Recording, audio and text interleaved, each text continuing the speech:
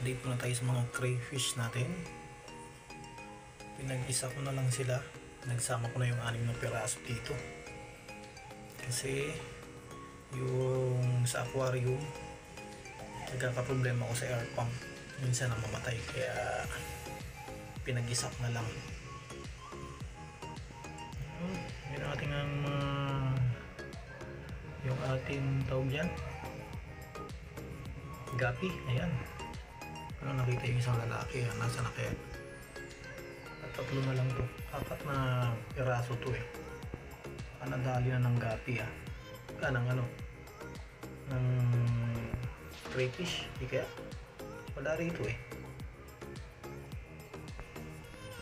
Ang mga crayfish natin oh. Isang nagtatago sa gilid.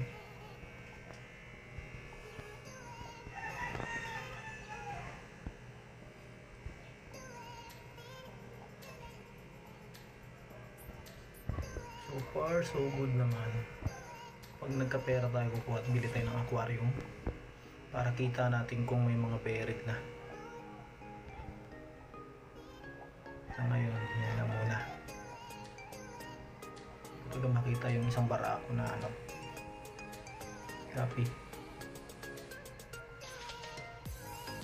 Natigok na ata. Kung nadali na ng crayfish. 3 na lang sila yun. Dalawang female, isang male. Pero mukhang malapit na rin pong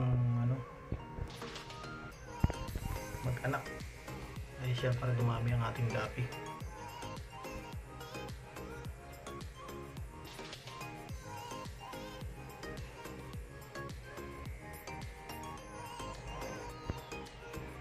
Nilagyan pala natin ng dahon ng talisay ito.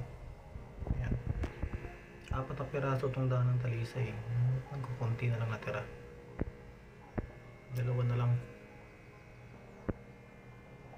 Nadali na siguro ng mga crayfish pa unti-unti.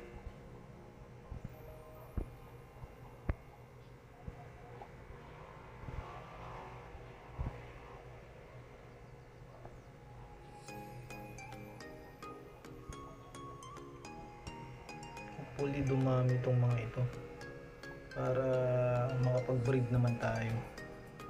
Kulang alam kung may buried na ba itong mga dito o silipin natin.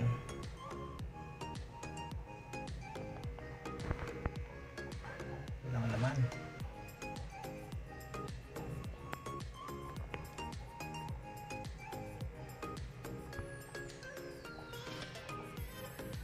Laki oh. Diba? Isa sa malaki natin yun.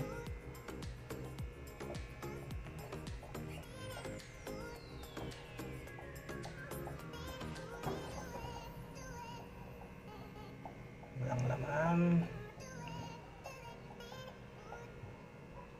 Actually 6 lang naman sila rito eh. Kaya, ano naman kaya to? Wala rin.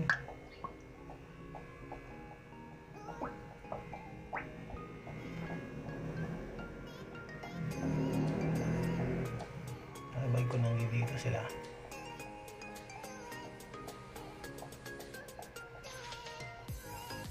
Yan yung isa.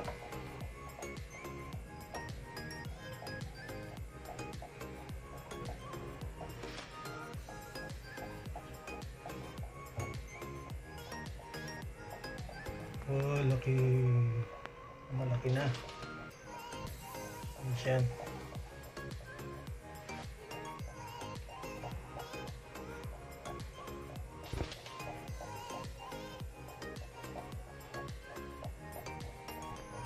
Kapatayong biri na.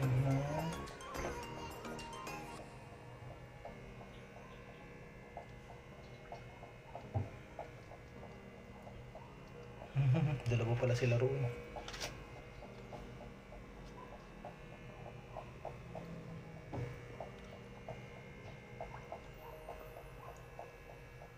Nandito yung iba.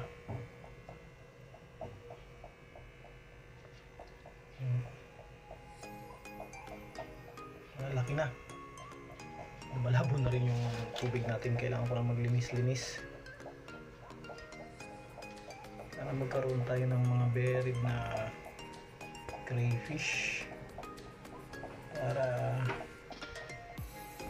dumami na rin tong alaga natin.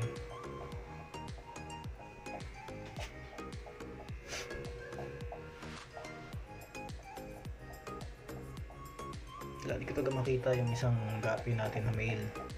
Tagal ko namatay o nahuli ng crayfish natin. Isa lang siya, isa lang male. Wala namang problema. Kaya kasi dito pag namatay sila, sigurado kakainin sila ng crayfish.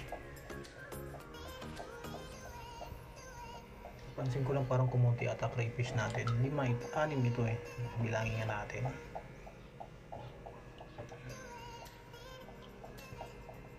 Bulabugin muna natin sila ng isang araw lang.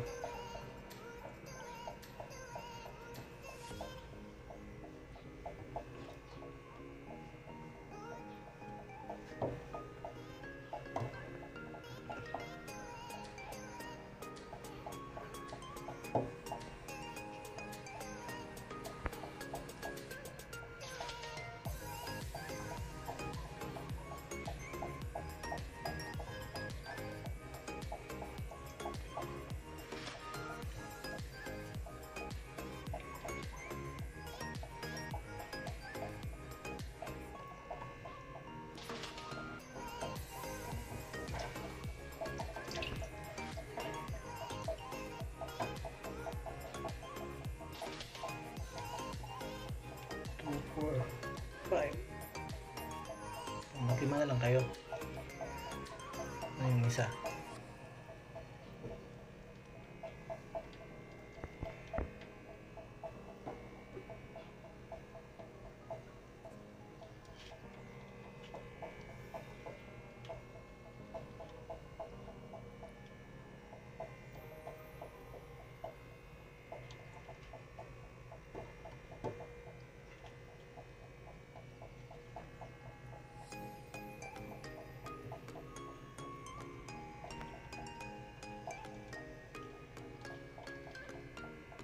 Magtago itong mga ito eh.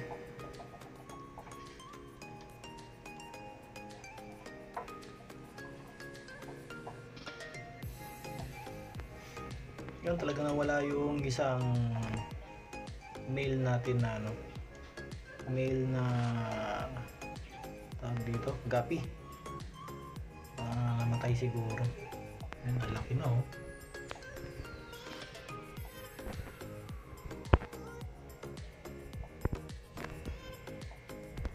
Malaki na yung ating yung isa. Ay! Nanginipit. Dalawa pala sila ron. Yung 6 nga. 4, 5.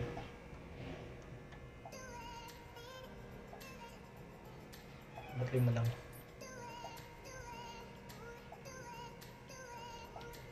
Saan yung isa? Feel ko nung dito ang isa. Yung isa. Tago.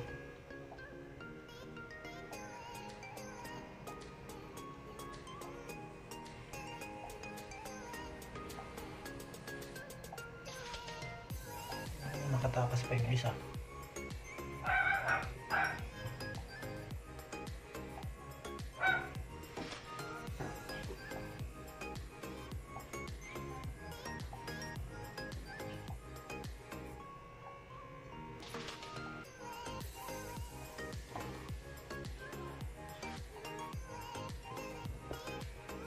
Two.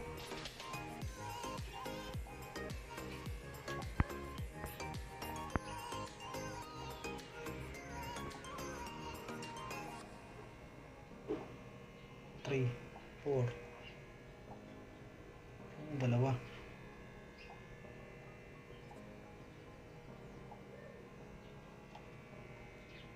5. Ang isa.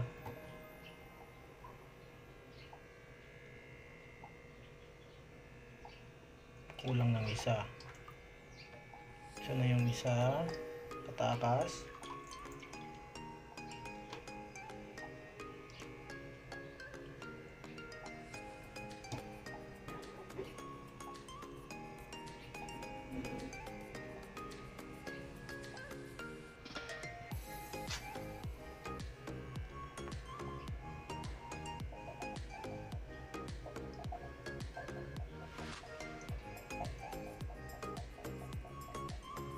Takasan ako ng isa.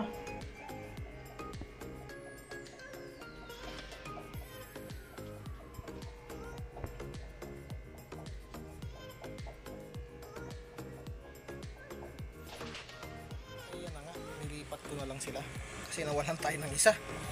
May nakatakas na isa kaya nilagay ko na lang dito sa aquarium. Nilagyan natin ng maraming hides. Ayan. Medyo masikip pero need eh. Baka nadali ng pusa yun. May alaga kasi kaming pusa. May screen naman o baka nakatakas, hindi nadali ng pusa. Hahanapin ko kung sakasakali hindi pa na. Ngayon ko lang kasi ito na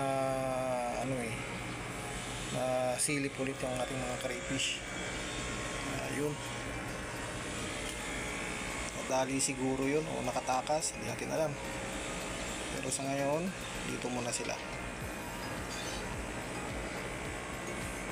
At nawala rin yung isa nating gapi na male. O malaman kung namatay ba o ano, kasi mahina ang oxygen doon. Hindi kagaya nito, may sponge filter tayo na nilagay. Obserbahan muna natin sila rito mga ilang days kasi masikip talaga rito para sa kanilang lima.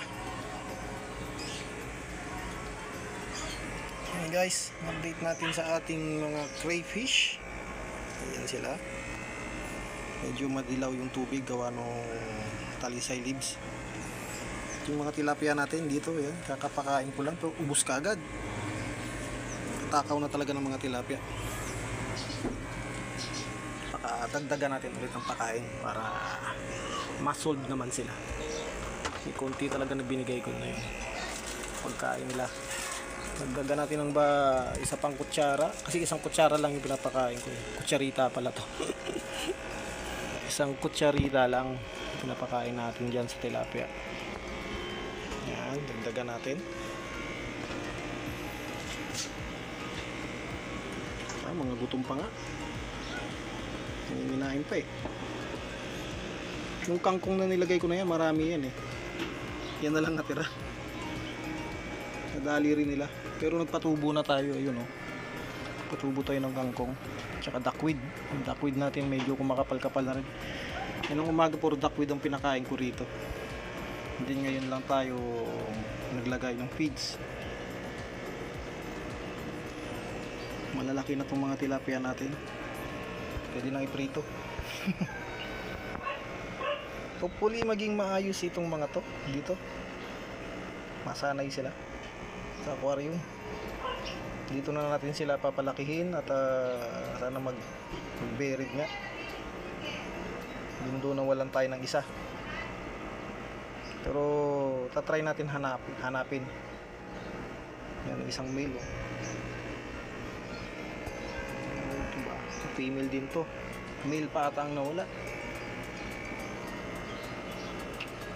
Ayos lang yun. Hindi ko lang alam yung doon sa sulok tago kung male ba yun o female. Ang mukhang male din. Hindi, female. Walang red yung clone nya. So isang male po ang nakatakas. Nakatakas pero nadali sigurado ng pusa yun. Hopefully natudong pa siya sa gilid-gilid. Hanapin ko maya maya. Na-stress siguro tong mga ito gawa nung nilipat ko sila ng umaga. Ayan, dyan muna kayo. At yung munang update natin sa ating tilapia at crayfish. Ngayon na rin sa gapi natin. Hopefully dumami yung gapi natin at itong crayfish natin. Yan Yan lang muna guys ang ating update ngayon sa ating mga alaga rito sa ating crayfish, tilapia at gapi. Ingat-ingat na lang ang lahat at God bless us all.